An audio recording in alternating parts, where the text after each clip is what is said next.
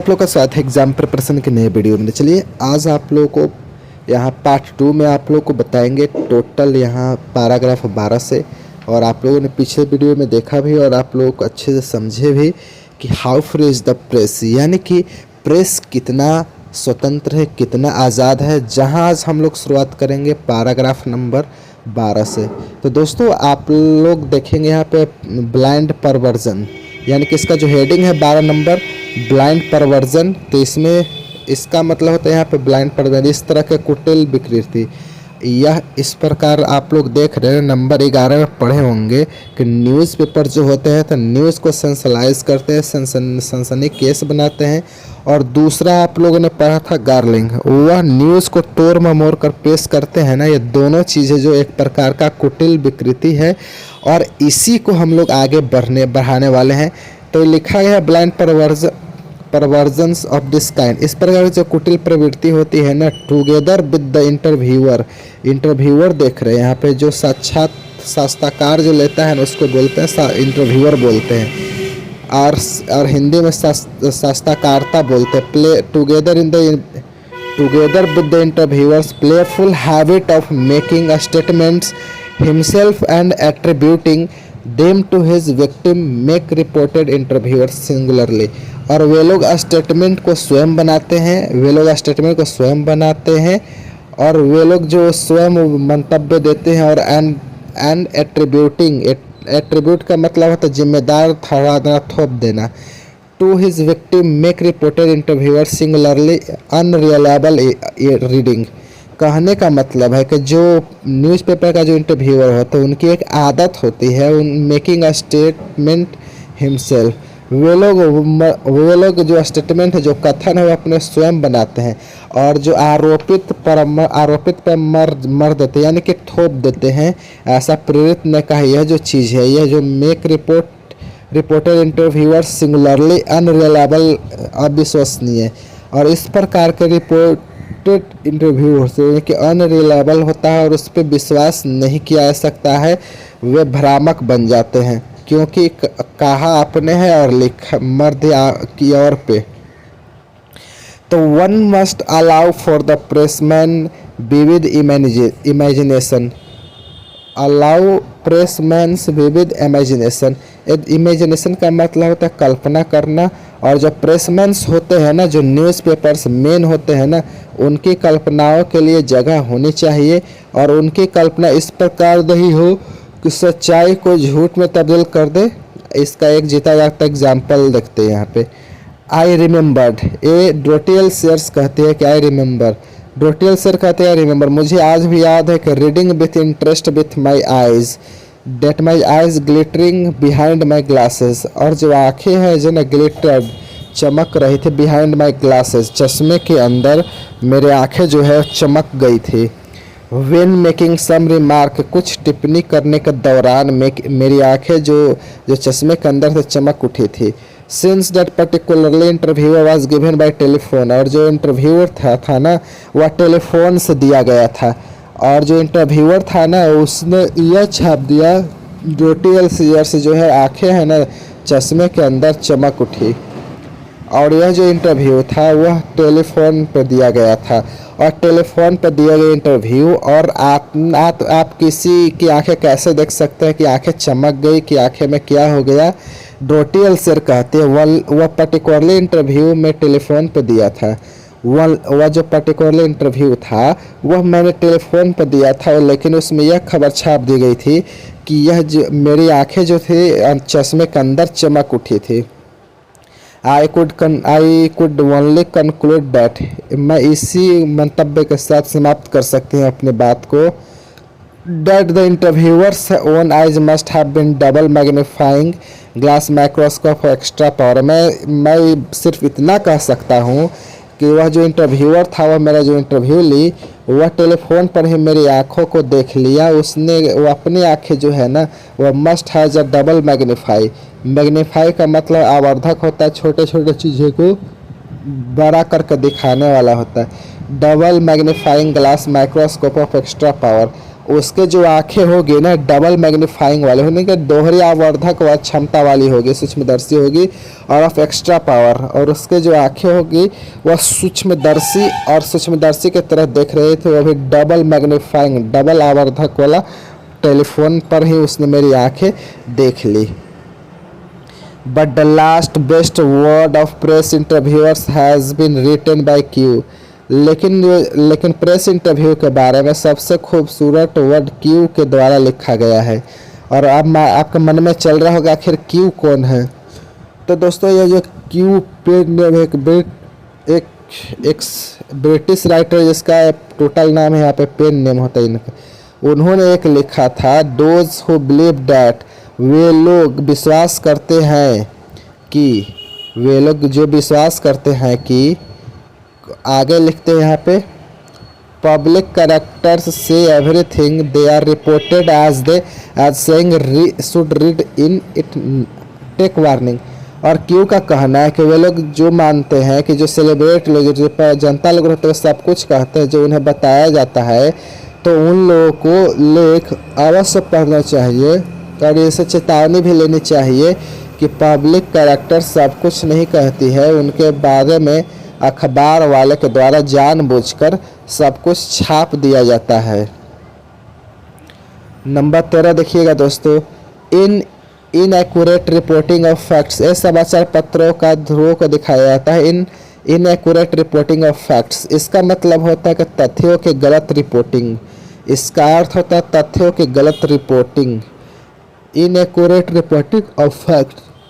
Sometimes एगो, कुछ समय पहले, डेली पेपर रिपोर्टेड का मतलब दैनिक समाचार पत्र, कुछ दिन पहले दैनिक समाचार पत्र ने reported that my flat had been broken into the previous day, कि पिछले दिन मेरा फ्लैट में चोर घुस गया था। ब्रेक इनटू का मतलब नियत से घुसना, घर में घुस जाना। डोरथिया शेर कहती है कि इनएक्यूरेट रिपोर्टिंग्स ऑफ फैक्ट्स, तथ्यों की गलत रिपोर्टिंग प्रेस वालों की आदत है। इसका उदाहरण यह है कि समटाइम्स एगो, कुछ समय पहले डेली न्यूज़ पर एक दैनिक समाचार पत्र में यह छपा था that my flat had been broken into the previous day, कल रात को कुछ चोर घुस गए थे मेरे फ्लैट में। And that I had return from I think they said, और जैसे ही that I had return from I think they said, और वहाँ यह भी लिखा गया था मेरे फ्लैट में चोर घुस गए थे। And that I said return from the Oxford, और मैं ऑक्सफोर्ड से लौटी थी in time the disturb of thieves, जिस समय चोर मेरे फ्लैट में घुसे थे उसी समय मैं ऑक्सफोर्ड से लौट आई थी। टू डिस्टर्ब, चोरों को डिस्टर्ब हो गए, कुछ बाधाओं का सामना करना पड़ा था। दिस वॉज ट्रू इनफ, यह घटना सत्य थी, मेरे फ्लैट में चोर घुसे थे। Except that every details every, और यह चोर का घुसना से है, लेकिन एक्सेप्ट दैट, उसके अलावा एवरी डिटेल्स वाज रॉन्ग, और भी जो डिटेल्स थे वो सारे डिटेल्स क्या थे, गलत थे बाकी। और उस अखबार में जो डेट बताया गया था ना, उस डेट के 3 दिन पहले ही यह घटना थी, यानी कि 3 दिन पहले चोर घुसे थे, लेकिन अखबार वालों ने डेट को मैनिपुलेट कर दिया, यानी कि डेट को चेंज कर दिया। I was not at export but at my the Kings garden party, मैं एक्सपोर्ट से नहीं लौटी थी, मैं किंग्स गार्डन पार्टी से लौटी थी। एक किंग्स पार्टी एक सोशल गैदरिंग जो ब्रिटिश क्राउन के द्वारा आयोजित किया जाता है। यह कह रही है कि चोर की घटना सत्य थी, बाकी सब कुछ गलत था। उसमें जो डेट दिखाया गया था ना, वह 3 दिन पहले की घटना थी, लेकिन उसको नवीन करके उसको बदल करके दिखाया गया कि मैं एक्सपोर्ट से लौटे थे, लेकिन मैं एक्सपोर्ट से नहीं, मैं किंग्स गार्डन पार्टी से रिटर्न किया था। एंड द इंट्रूडर्स का मतलब होता है यहाँ पे अनुचित रूप से घुसने वाले जो चोर थे ना, वह हैड बिन डिस्टर्ब, यानी कि हैड बिन डिस्टर्ब्ड, और उन लोगों को डिस्टर्ब यानी कि उन लोगों को प्रॉब्लम हुआ था उन मेरे आने से नहीं। हो सकता है कि वह जो मेरा अखबार पहुंचाता था ना, उसको आने से चोरों को दिक्कत हुआ था, चोरों को दिक्कतों का सामना करना पड़ा था। The interest there line in the probable reason, interest का मतलब नहीं है कि मज़े की बात है ना, उस कारण पर है वह उस मिस स्टेटमेंट बनाया गया, उस कथन को गलत पेश किया गया ना। मज़े की बात यह है कि मुझको क्या वो छोड़ा गया, देखिए probable the missed statements, the conceal का मतलब है छुपाना, the date had to be change to conceal the fact that news was already cold. वहाँ पे दोस्तों जो तिथि को, चोरी की घटना को हैड टू बी चेंज इसलिए बदलना पड़ा था, काउंसिल द फैक्ट सच्चाई को छुपाने के लिए, कि that the news was already cold, वो जो न्यूज़ थी ना ऑलरेडी पहले ही पुरानी हो चुकी थी। 3 दिन पुरानी घटना को ताज़ा दिखाने के लिए वहाँ पे अखबार वालों ने डेट को मैनिपुलेट कर दिया, चेंज कर दिया। And I was substituted for the boy presumably for any greater snob value. ये कह रही है कि जो and I was substituted for the boy, और वहाँ पे जो न्यूज़पेपर वाला बॉय यानी कि न्यूज़पेपर पहुँचाने वाले को इसलिए घुसा दिया गया क्योंकि मेरी वैल्यू उस शहर में मेरी जो वैल्यू थी ना बहुत ज़्यादा थी, मुझे ज़्यादा लोग जानते थे, मुझको इसके लिए घुसा दिया गया क्योंकि मेरा नाम आएगा तो उस समाचार पत्र को चाव से पढ़ेंगे, इसलिए न्यूज़पेपर में नीचे पेपर बॉय को मुझे घुसेड़ दिया गया और इसलिए डेट को चेंज कर दिया, तो लोगों को लगे कि ये समाचार पुराना है।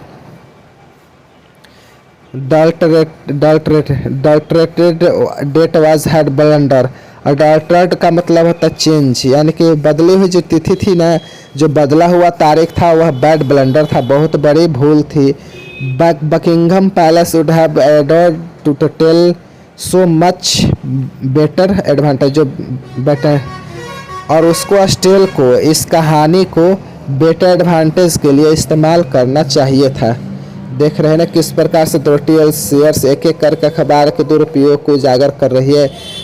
नंबर 14 देखते हैं, plain reversal of the facts. Reversal का मतलब होता है उलट पलट करना, और फैक्ट्स का मतलब सच। अखबार वाले जो होते हैं ना तथ्यों को उलट फेर कर देते, प्रस्तुत करते हैं, सच्चाई को उलट फेर के प्रस्तुत करते हैं, अभी ये प्रेस वालों की एक दुरुपयोग है।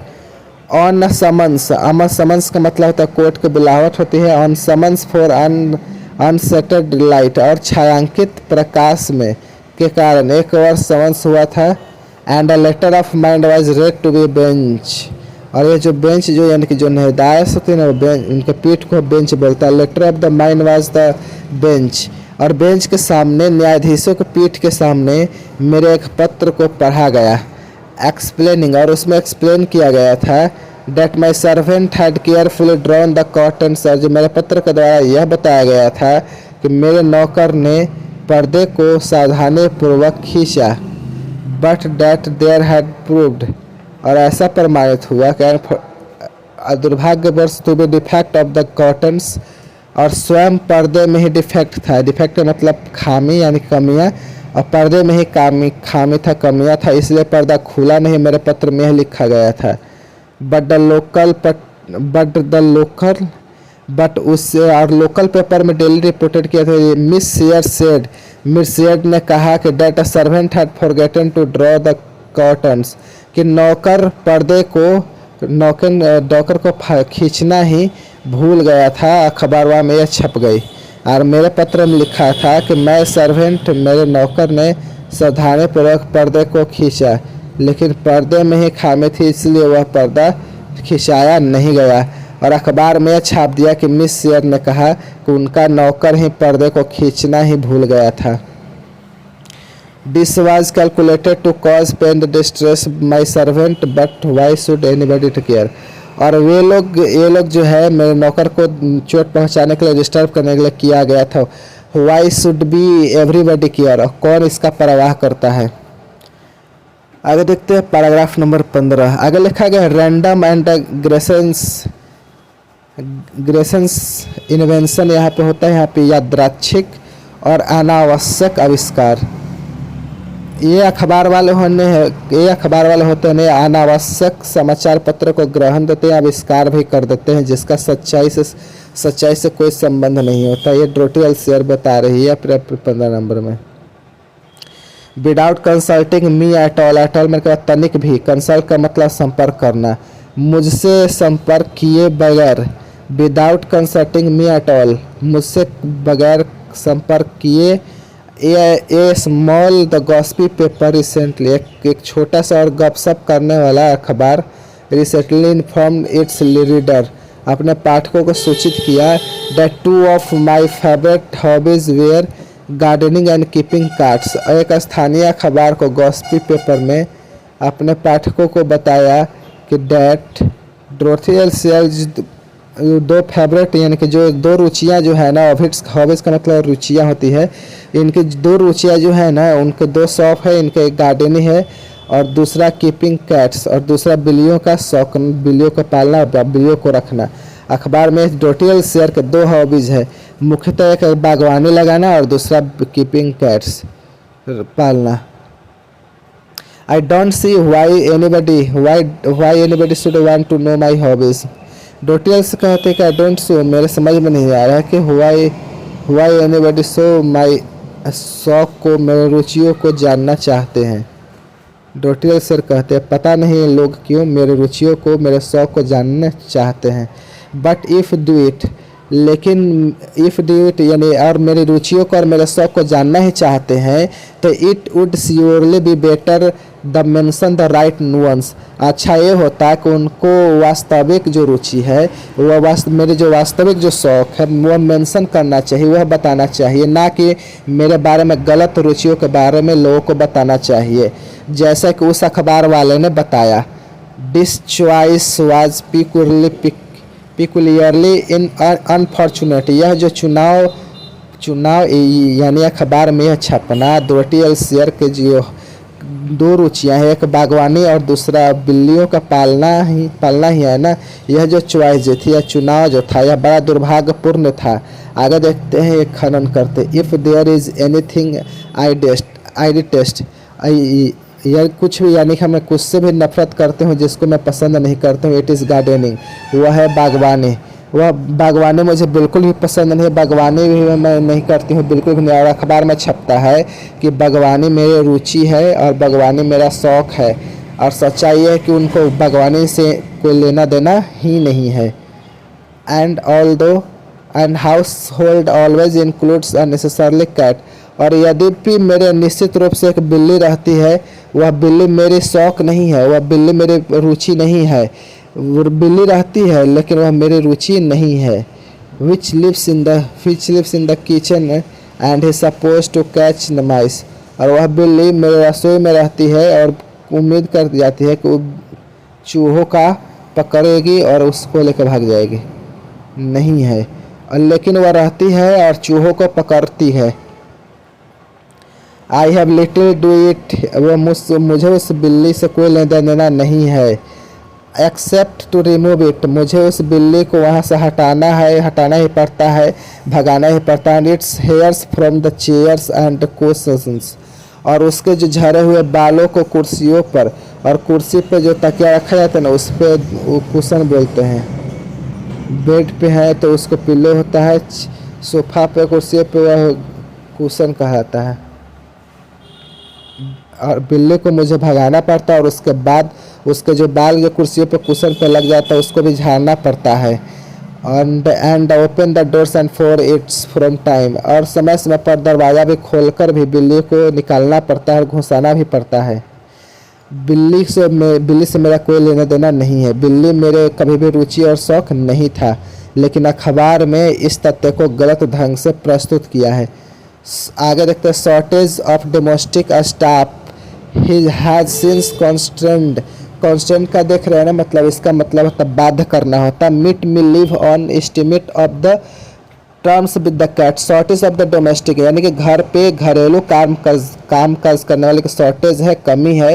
हैज सिंस टू कॉन्सेंट्रेट मी, और इसी कमी को बाध्य किया है कि मैं बिल्ली जो है ना उसके साथ समय बिताऊं, मतलब कि उसके लिए दरवाज़ा खोल दो, दरवाज़ा बंद कर दो, उसके लिए हेयर को रिमूव करूं, इसीलिए मुझे करना पड़ता। मेरे घर पे डोमेस्टिक स्टाफ की कमी है, नौकरों की कमी है, और मेरी यह जो रुचि है अखबार में है मेरी खबर से। But if he is a hobby, यह एक हॉबी है बिल्ली का साफ करना, देन ना चाहते हो कि चूहे पकड़ने के बिल्ली को रखना, या अगर यह हॉबी है आर हैंडीमैन और मेरी डेली वोमेन, और जो रोज़ काम करने वाले आते हैं ना वह भी हॉबी हो सकती है। तो बच्चों देखा ना यहाँ पे दोस्तों आप लोग समाचार पत्रों ने कैसे खबर को आविष्कार किया। और अब हम लोग देखते हैं number 16, deliberate miracle mongering. Deliberate का मोंगरी का मतलब होता है जानबूझकर चमत्कार करना। अब अखबार वाले अखबार में जानबूझकर चमत्कार भी कर देते हैं। इसका उदाहरण लीजिए यहाँ पे, इट वॉज रिसेंटली रिपोर्टेड, हाल ही में रिपोर्ट किया गया था, हाल ही में अखबार में छपा था।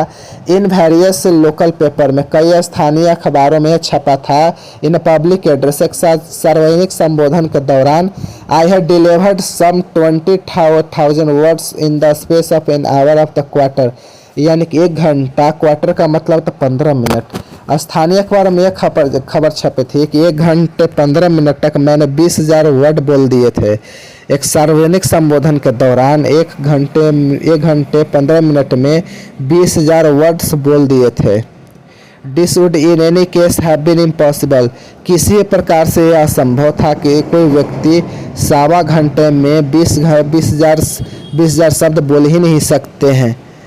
Actually, the reporter had the full text of my speech in his hand. सच्चाई यह है कि जिस रिपोर्टर ने इस खबर को छापा था ना, उसके हैंड में मेरे संबोधन में पूरी स्पीच थी।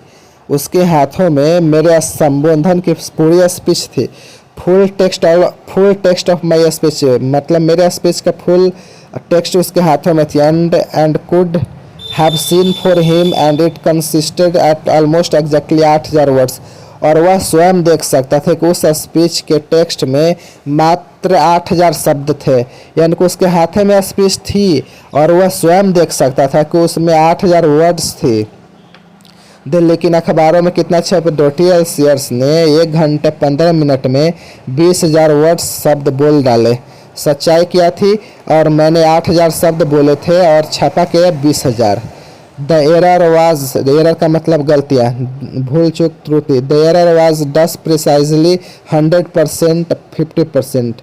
जो इस प्रकार से वहाँ जो गलती हुई थी ना, वह 150% गलत खबर छपी थी। 150% गलत खबर छपी थी। 8,000 शब्द का दुगना 16,000 और 50% हुआ 20,000, यानी कि 150% गलत छपी थी खबर। ये यूजफुल फिगर और ये व्हेन विच टू पेज आप ट्रूथ इन द रिपोर्टिंग। इस प्रकार से रिपोर्टिंग में कितने ट्रूथ है, कितनी सच्चाई है, आप लोग इस समझ ये सकते हैं कि अखबार वाले ने क्या किया है सबके साथ।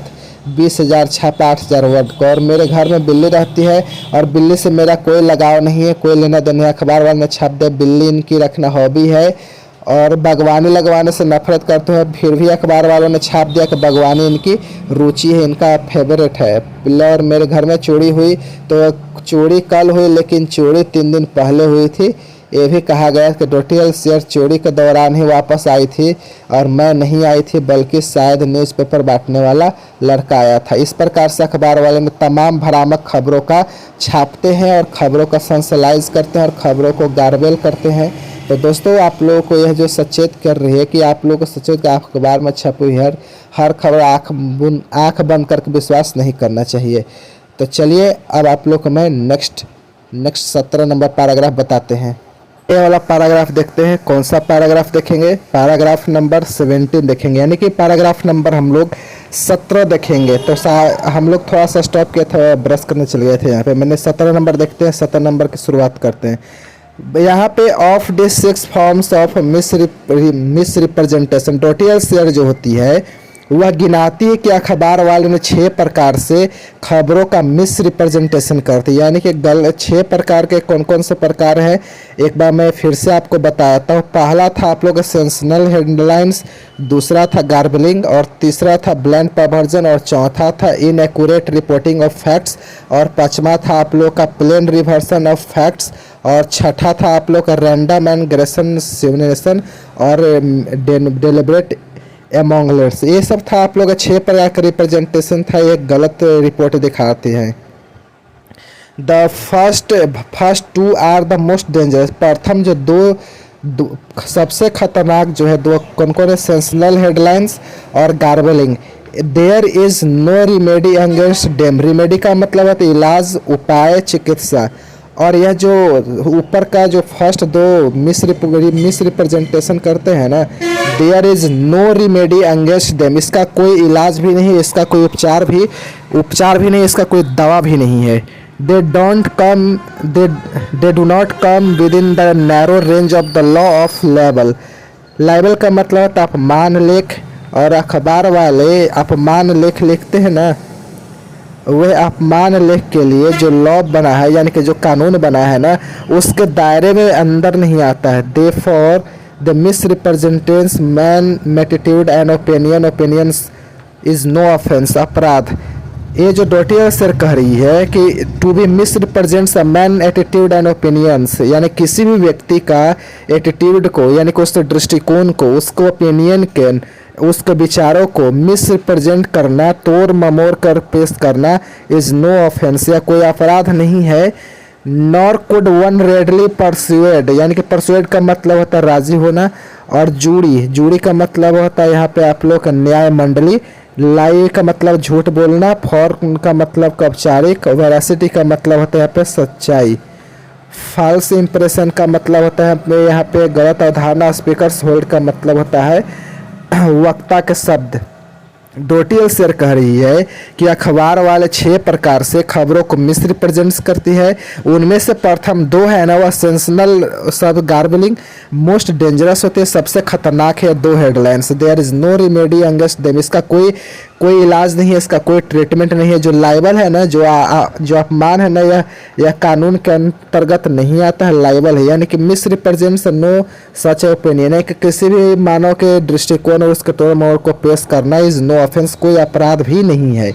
Nor could readily persuade a jury that a lie had been told about one, यानी कि ना ही कोई जूरी को राजी कर सकता है किसी के बारे में झूठ बोला गया था। Since the short formal veracity in details used to convey the false impression of the speaker's words as a whole, ना ही कोई इस जूरी को आसानी से राजी कर सकता, ना ही कोई के बारे में झूठ बोला था। विवरण में एक प्रकार से औपचारिक शब्दता का प्रयोग किया जाता है। स्पीकर के शब्दों को पूरी तरह से गलत धारणा को छिपाने के लिए किया जाता है। कॉन्सिक्वेंटली, परिणाम स्वरूप, it is next door to impossible to secure either correction or apology. परिणाम स्वरूप किसी भी अखबार वाले, किसी भी प्रेस वाले से सिक्योर हासिल कर लेना, प्राप्त कर लेना, करेक्शन, उसके द्वारा जो गलत समाचार पत्र प्रकाशित किया गया था उसको करेक्ट करवा लेना, ठीक करवा लेना, या अपोलॉजी या गलत समाचार पत्र के लिए बदले उससे माफ़ी मंगवाना, माफ़ी क्षमा उम्मीद करना जो है ना लगभग असंभव है। ये अखबार वाले ऐसा बिल्कुल भी नहीं करते। विच ब्रिंग्स अस टू, और जिसके बाद हमारे पास क्या आता है समझिएगा। फ्लैट सेपरेशन का मतलब होता है यहाँ पे सीधा साधा संबंध।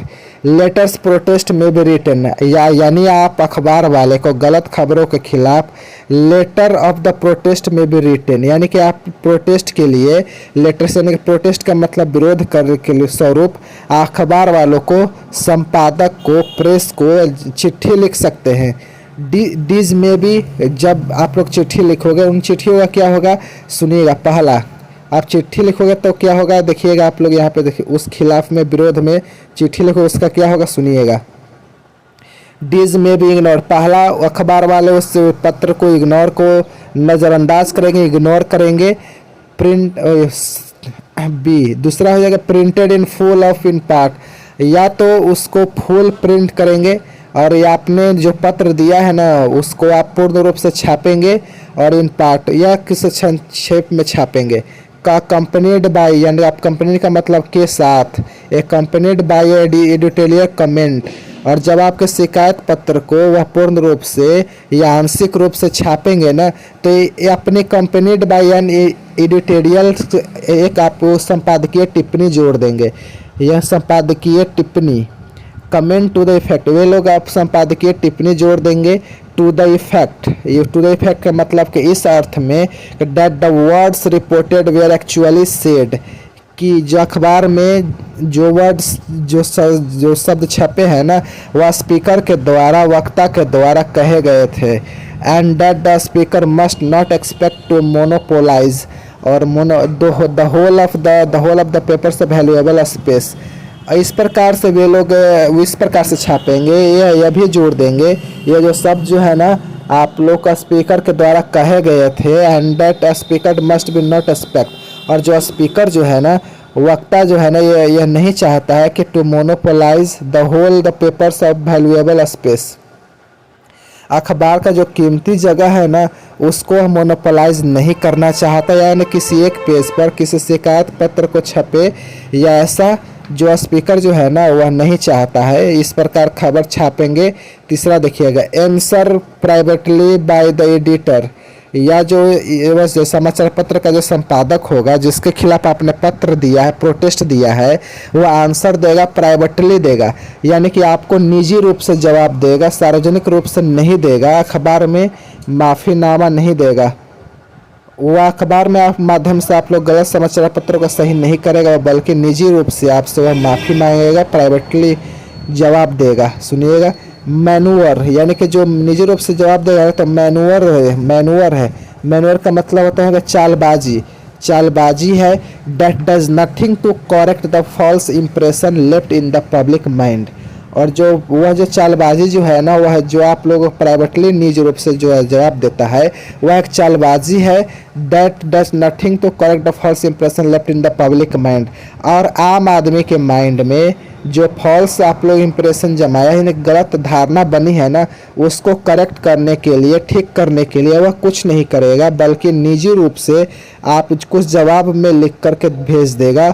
वह एक चालबाजी है आपके मुंह को बंद करने के लिए। ओनली ओकेजनली, यानी सिर्फ कभी कभार, ओकेजनली कभी कभार, and usually from a provincial paper, और प्रोविंशियल पेपर के द्वारा कभी कभी does one receive full apology and correction, कभी कभी प्रोविंशियली पेपर के द्वारा अगर आप जो प्रांतीय अखबार जो होती है ना उनके खिलाफ यदि आप उन्हें लेटर प्रोटेस्ट लिखा है ना तो कभी कभी प्रांतीय अखबार जो होती है ना रिसीव्ड फुल ऑफ प्रोविजन है, वो आपसे क्षमा मांग लेते हैं और आप उनसे क्षमा पत्र प्राप्त कर लेते हैं, लेट मी और करेक्शन, और गलत खबरों को वे लोग सही भी कर देते हैं। और वे लोग कभी कभी होता है प्रोविंशियल पेपर में और अन्य अखबारों में नहीं होता है। लेट मी कोट, पहले कोई बात दोहराने को कोट, लेट मी कोट है पहले दोहराया गया उद्धृत करना। लेट मी कोट ऑनरिस काउजा, ऑनरी काजा देख रहे हैं, इसका मतलब होता है मनार्थ, मान रखने के लिए। लेट मी कोट ऑन, आइए मैं उद्धृत करके बताती हूँ, ऑनरिस कॉजा यानी कि note written to from the editor to the older school, मुझको एक पुराने स्कूल के एडिटर ने एक पुर्जा लिखा है, एक एडिटर लिखा है, लेटर ऑफ प्रोटेस्ट लिखा, उन्होंने जवाब में मुझे उसके एडिटर ने क्या पत्र भेजा लिखिएगा। Thank you for your letter, आपके पत्र के लिए बहुत बहुत धन्यवाद। Which have thought it our duty to print, which जिसको भी हम समझते थे कि it our duty to print, ये हमारी जिम्मेदारी है कि आपके अखबार को आपके पत्र को प्रिंट करे, प्रकाशित करे। Be try to preserve our reputation for balance news, balance news का मतलब होता है यानी कि पत्र के संतुलित समाचार, और रिपुटेशन का मतलब ख्याति, और प्रिजर्व का मतलब होता है सूचित करना, बचाना। और रिटर्न लिखा है बी ट्राई टू प्रिजर्व, यानी कि हम सुरक्षित रखने की कोशिश करते हैं कि आवर रिपुटेशन यानी कि अपने नाम को, अपने ख्याति को, अपनी प्रसिद्धि को, अपने मान को, अपनी प्रतिष्ठा को, फॉर बैलेंस न्यूज़ यानी कि संतुलित समाचार छापने के लिए हमारे जो प्रतिष्ठा है, हमारे जो ख्याति है, हमारी जो प्रसिद्धि है, हमारे जो नाम है, वी ट्राई टू प्रिजर्व, हम लोग उसको बचाने की कोशिश करते हैं। इसलिए हमारी ये जिम्मेदारी है कि हम आपके लिए लेटर ऑफ प्रोटेस्ट को छाप दें। Here are 3 old fashioned words, उस एडिटर ने 3 पुराने वर्ड यानी कि 3 ओल्ड फैशन्ड वर्ड्स शब्दों को, 3 पुराने शब्दों को इस्तेमाल किया। कौन है समझ, ड्यूटी, रिपुटेशन, बैलेंस, संतुलन, बैलेंस का मतलब संतुलित। ये जो है 3 शब्द जो है पुराने ज़माने अखबारों में प्रयोग में लाए जाते थे। अब क्या अखबारों में इन 3 शब्दों का उपयोग नहीं होता है। आज के अखबारों के इन 3 शब्दों को अर्थ को नहीं जानते भी नहीं है। 3 शब्द कौन कौन है, ड्यूटी, रिपुटेशन, बैलेंस्ड, जिसका इसका इस्तेमाल उस एडिटर ने किया ना, अपने अखबार में इसका इस्तेमाल का प्रयोग नहीं करता। मेरे पत्र के जवाब में इन 3 शब्दों का इस्तेमाल किया। डू दे स्टिल रिप्रेजेंट, क्या अखबार भी रिप्रेजेंट है, प्रतिनिधित्व करते हैं। व्हाट डिड रीडर डिमांड्स, क्या अखबार के पाठक डिमांड करते हैं, क्या किस चीज़ की मांग करते हैं।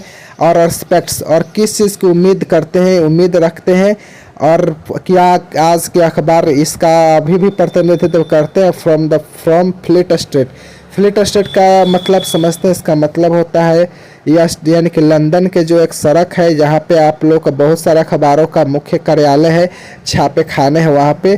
फ्लीट स्ट्रीट से यानी कि आपके लोग ये जो उम्मीद करते हैं कि वे हमारे मांगे के हिसाब से हमारे दिक्कतों को, हमारे बाध्यताओं का अखबार के माध्यम से उजागर करेंगे, तो ऐसा नहीं होता है। चलिए देखते हैं आगे, पैराग्राफ नंबर 19 देखते हैं।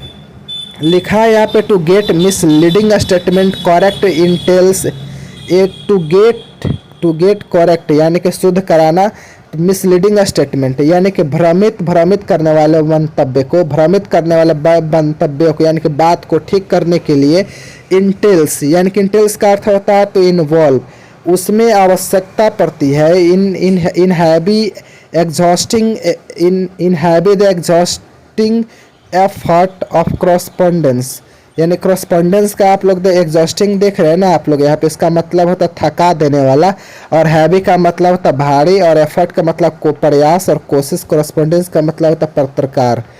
तो कह रहे हैं यहाँ पे कि दिग्भ्रमित करने वाले जो मंतव्यों को, बातों को सही करने के लिए पत्रकारों को बहुत भारी और थका देने वाले मेहनत करना पड़ता है।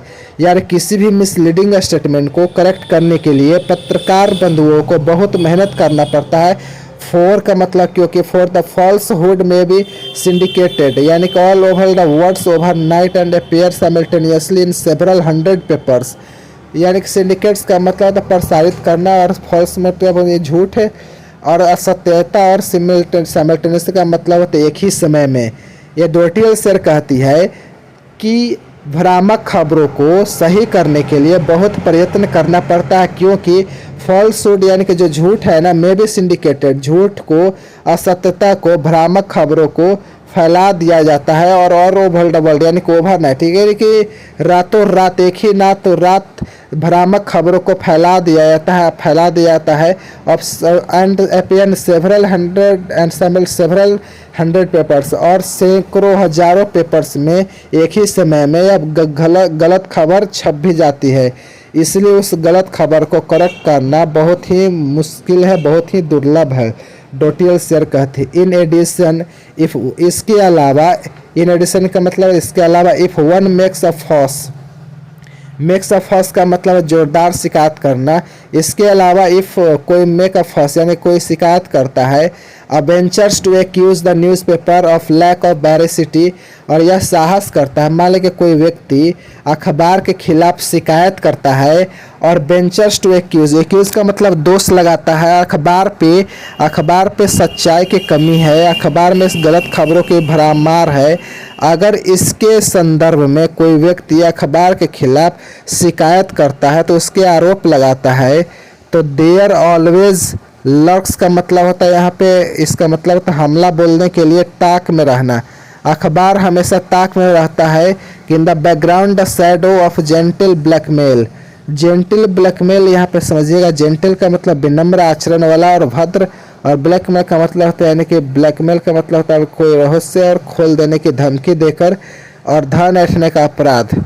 लिखा गया है कि कोई व्यक्ति अखबार के खिलाफ शिकायत करता है या अखबार में सत्यता की कमी है, ऐसा दोषारोपण आरोपण करता है, तो अखबार वाला हमेशा ताक में रहता है कि वह कब व्यक्ति पे हमला बोल दे, कब उस व्यक्ति के बारे में गलत खबर फैला दे कि उसकी जो प्रसिद्धि है उसकी धूमिल हो जाए। उस ताक में रहता है जो अफवाह के खिलाफ उंगली उठाता है।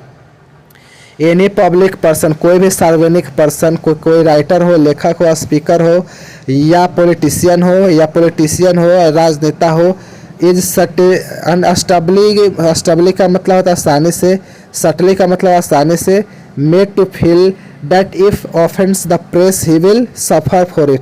यदि वह अखबार वाले हो, यदि वह प्रेस वाले को ऑफेंड करेगा, नाराज करेगा, क्रोधित करेगा, तो उसके खिलाफ उंगली उठाएगा, तो ही विल सफर फॉर इट, उसका दंड उसको भोगना पड़ेगा। कहने का मतलब है कि यदि कि अखबार के खिलाफ शिकायत करते हो, यदि आप लोग अखबार पर उंगली उठाते हो तो दोषारोपण करते हो तो अखबार वाले भी आपको ब्लैकमेल करने के ताक पे रखते हैं। नहीं पब्लिक पर्सन, कोई भी पब्लिक सर्विस, कोई भी राइटर हो, स्पीकर हो, एक्टर हो, वक्ता, पॉलिटिशियन हो, राजनेता हो या राजनेता हो, ये सभी लोग ये कर सकले उन लोगों को आसानी से महसूस कराया जाता है कि that the if the effect of the press, यानी कि यदि आप प्रेस पर उंगली उठाओगे, यदि प्रेस पर नाराज करोगे तो he will suffer for it, इसका आपको दंड भोगना पड़ेगा, इसका आपको सज़ा मिलेगी। यह अखबार वाले सभी लोगों को आसानी से महसूस करा देता है। इसलिए कोई भी पब्लिक फिगर, कोई भी पब्लिक पर्सन अखबार के खिलाफ उंगली उठाने के साहस नहीं करता है। नंबर 20 देखते हैं, नो थ्रेट यानी कि no threat of course is openly uttered, यानी कि अखबार के खिलाफ कोई थ्रेडिंग, अखबार के खिलाफ कोई भी धमकी, अखबार को कोई भी व्यक्ति धमकी नहीं दे सकता, खुल्लम खुल्ला धमकी नहीं दे सकता है। नो थ्रेट्स ओपनली अटर्ड, यानी कि अखबार के खिलाफ कोई भी व्यक्ति खुल्लम खुल्ला धमकी अखबार को नहीं दे सकता है। But books may be place में no be unfavourable silently ignored, यदि कोई किताब और प्लेस किसी नाटक के माध्यम से अखबार के खिलाफ उंगली उठाते हैं ना, तो कि देखिए क्या होता है, मे बी अनफेवरेबल नोटिस। तो अखबार वाला क्या करता है, अनफेवरेबल नोटिस, आपका जो नाटक जो है ना उस पर वह ध्यान ही नहीं देता है और साइलेंटली इग्नोर करेगा, वह आपका जो चुपचाप उसको उपेक्षा करेगा। एन एल्यूजन्स का मतलब होता है यहाँ पे संकेत देना, और सीनियरिंग का मतलब होता है उपहास। डो नॉट एक्चुअली लाइबलस का मतलब होता है अपमानजनक, निंदात्मक। अखबार क्या देखिए क्या करेगा, यदि कोई पुस्तक, यदि कोई नाटक अखबार के खिलाफ उंगली उठाने के साहस करता है ना, तो देखिए क्या करता है यहाँ पे, एल्यूजन वह इशारा करेगा, संकेत करेगा, सीनियरिंग वह उपहास करेगा, थ्रू नॉट एक्चुअली लाइबलस, यानी कि यद्यपि वह संकेत, वह इशारा उपहास की बहुत अपमानजनक नहीं होगा, निंदात्मक नहीं होगा, फिर भी वह उस किताब और नाटक को उपहास करेगा, उसके खिलाफ संकेत करेगा। मेक क्रॉप अप का मतलब कि उसका एकाएक प्रकट हो जाना। क्रॉप अप में पर गॉसिप कॉलम्स, यानी कि उस अखबार का गॉसिप कॉलम होगा जिसमें लोगों के चिट चैट छपते हैं ना, उसमें क्रॉप अप होगा, उसमें एकाएक प्रकट हो जाएगा आपका वही संकेत, वही सब भले अपमानजनक नहीं हो, लेकिन किताब और अखबार और नाटक के खिलाफ उसमें बहुत सारे एकाएक प्रकट हो जाएंगे। 1000 hints will be quietly convey, उस अखबार में, उस किताब को, उस नाटक के खिलाफ सैकड़ों संकेत कन्वे, यानी कि इस प्रकार से किए जाएंगे। द प्रेस कैन मेक और ब्रेक रेपुटेशन, और उनको यह जताया जाएगा, उनको यह कन्वे किया जाएगा कि उनका प्रेस जो है कैन मेक द प्रेस, किसी व्यक्ति, संस्था, किसी किताब, किसी नाटक के रेपुटेशन को, उसके मान मर्यादा को, उससे इज्जत सम्मान को बना भी सकता है और धूमिल भी कर सकता है और मिटा भी सकता है। यह एहसास कराने की कोशिश करता है, इसके लिए हजारों संकेत भी देता है, अखबार में देता छापता है। समझिएगा, अखबार चाहे किसी भी बुक के रेपुटेशन को भी बढ़ा सकता है, प्लेस के रेपुटेशन को, और ब्रेक भी कर सकता है, बढ़ा भी सकता है और उनके मान सम्मान को जमीन कर सकता है। इसके कई इशारे हो सकते हैं, गॉसिप कॉलम में भी छापना शुरू कर देता है। बुक्स विच वेंचर टू, किताबें जो साहस करती है, to criticise the press are, किताबें जो आलोचना करने के साहस करता है कि प्रेस, वे किताबें जो प्रेस की क्रिटिसाइज करने की रचना करता है, आर देयर फॉर रेयर, इसलिए वह दुर्लभ है, इसलिए वह दुर्लभ है क्योंकि वह अखबार वाला उनके रेपुटेशन को बर्बाद करने के लिए तैयार हो जाता है। इसलिए कोई भी किताबें अखबार के खिलाफ, अखबार की आलोचना करने की हिम्मत नहीं करती है। Nor easy to find a paper honest enough to print an article on subject, ना ही किसी पेपर में इस प्रकार के विषयों में ईमानदार लेख छपते हैं। इस प्रकार से प्रेस की मनमानी चलती है और डोटियल शेयर कहती है। 21 नंबर देखते हैं, स्पीचेज में बी मेड, और शेयर्स कहती है कि स्पीचेज में बी मेड भाषण दिए जा सकते हैं किसके खिलाफ, अखबार के खिलाफ, प्रेस के खिलाफ, बेशक, but they will not reach the wider public, और जो अखबार के खिलाफ भाषण विल नॉट बी के पब्लिक, यानी कि वो पब्लिक जो थी, जो दूर दूर तक जनता के पास यह भाषण नहीं पहुंचेगा। Four, they will not printed in full, क्योंकि अखबार वाले अपने खिलाफ दिए गए भाषण को हूबहू विल नॉट बी प्रिंटेड, हूबहू नहीं छापेगा। Only carefully I will selected sentence so will funds in अवेद into the papers some headlines as, और ये जो अखबार जो है ना स्पीच करते हैं ना, जो भाषण देते हो ना, वो आम आदमी तक नहीं पहुंचेगा, क्योंकि they will not printed a full, आपके संपूर्ण भाषण का अखबार वाले जगह नहीं देगा ही नहीं। ओनली अ केयरफुली आइसोलेटेड सेंटेंस, बहुत सावधानी पूर्वक आइसोलेटेड चुना हुआ, या अब बहुत सारे शब्दों में से आइसोलेट किया गया, निकाला गया कोई एक शब्द ही वह चुनेगा और अखबार में उस वर्ड को निम्न हेडलाइंस बनाकर, निम्न सुर्खियों में रखकर उसको छापेगा। जैसे बिशप सेक्स मजल का होता है बंद कराना, बिशप साहब जो है ना वह मजल प्रेस बंद कराने का, चाहे अखबार के खिलाफ कुछ भी बोलते हैं तो अखबार वाले हेडलाइंस बनाकर छाप देते हैं। बिशप सेक्स टू मजल प्रेस, यानी कि बिशप साहब अखबार को बंद करा दीजिए, और MP attacks the press liberty, यह छाप दिया कि एमपी महोदय के प्रेस की लिबर्टी, यानी कि प्रेस की आज़ादी पर हमला करते हैं, प्रेस की आज़ादी को दमन करना चाहते हैं, इस प्रकार से भ्रामक खबरों को छापते हैं। 23 नंबर देखिएगा यहाँ पे, इंडीड सचमुच में, द स्लाइटेस्ट एफर्ट्स, एफर्ट का मतलब होता है यहाँ पे प्रयास करना, सचमुच में, इन केस छोटा छोटा प्रयास, तो हिंडर का मतलब होता है यहाँ पे रोकना, बाधा डालना, और द इरिस्पॉन्सिबल, यानी कि इरिस्पॉन्सिबल का मतलब होता है अपने गैर जिम्मेदारी, डिसेमिनेशन का मतलब होता है प्रसार या फैलाव, गलत कनकटेड का मतलब होता है समन्वित और संगठित करना, हाउल का मतलब होता है यहाँ पे हल्ला गुल्ला।